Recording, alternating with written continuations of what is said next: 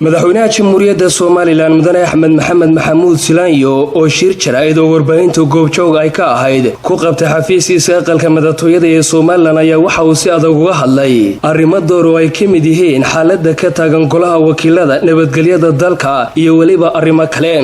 ugu horeyn madaxweynaha jamhuuriyadda Soomaaliland waxa uu sheegay inuu aad uga xun yahay dhacdooyinkii kala duwan ee ka dhacay dalka gaar ahaan dadkii ku dhintay iyo kuwii ku dhaawacmay.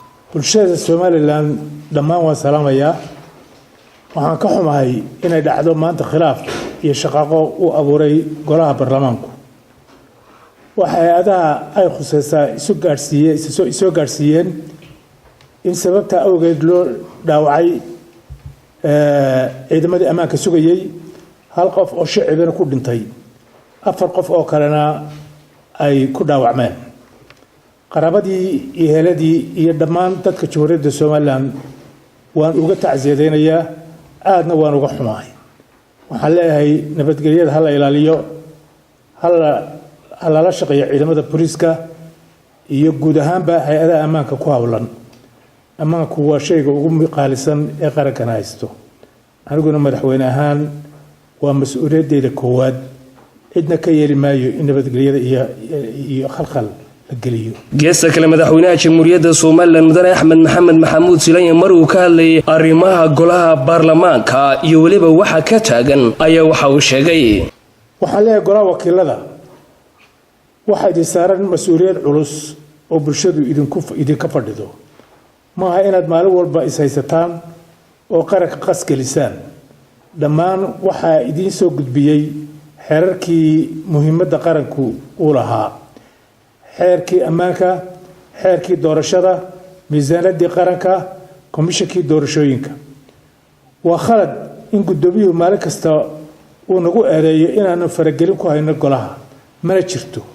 shaqada qaranku idinka sugaya ku hawlgala. idinkuna wixii dhexdiina yaala wadahadal ku dhammaystan sharcigana u hoggaansama. golaha baarlamaanka iyo golaha wakiiladu hawshiisa uu madax bannaan yahay isaga ku shaqo leh. wixii nabadgelyada ku saabsanse waajib xil baa ka saaran dawladda ay waajib tahay meel kasta oo aatay ama golo gudiyaha noqoto ama dibadda noqoto inay ilaaliso. laakiin waxa golaha gudihiisa ah iyaga u xil saaran shaqadooda iyaga ku shaqo leh. hawshaana waxa laga sugayaa golaha oo wakiilada soo dhan baa laga sugayaa. sidoo kale madaxweynaha jamhuuriyadda Soomaaliland waxa uu hambalyo u diray golaha guurtida iyo kaalinta ay ka qaateen waxyaabaha ka taagan golaha wakiilada ee Soomaaliland. golaha guurtida waxaan ku ammaanayaa waan ku hambalyeeyaa shaqada ay qaranka u hayaan. gacan weyna waan ku siinaynaa waana ku mahadsantiin baan leeyahay. xisbiyada waxaa loo sameeyey in qabyaaladda lagaga baxo. waa nasiib darro in maanta qaarkood ay ka soo baxdo baqyo qabyaaladeed. waxaan leeyahay qarankani waxaad u haysaan mas'uuliyad waxaana waajib idinku ah inaad ilaalisaan sumcadda sharafta iyo haybadda qarannimada. mudane Axmed Silaanyo madaxweynaha jamhuuriyadda Soomaaliland waxa uu ka hadlay oo kale qiimaha ay nabadgelyadu leedahay. ciidamada ammaanku waxay u xilsaaran yihiin ilaalinta ammaanka. cid ay iska yeerayaan iyo cid ay xumeeyeen iyo cid yeerayaan toona ma jirto. laakiin cidna u adkaysan mayso dawlad ahaan wixii sharciga ka hor imanaya ee sharciga burinaya ee nabadgelyada wax yeelaya waajibkii xilka qaranka iyo dawladda saaran waa in la soo talaabo ka qaado.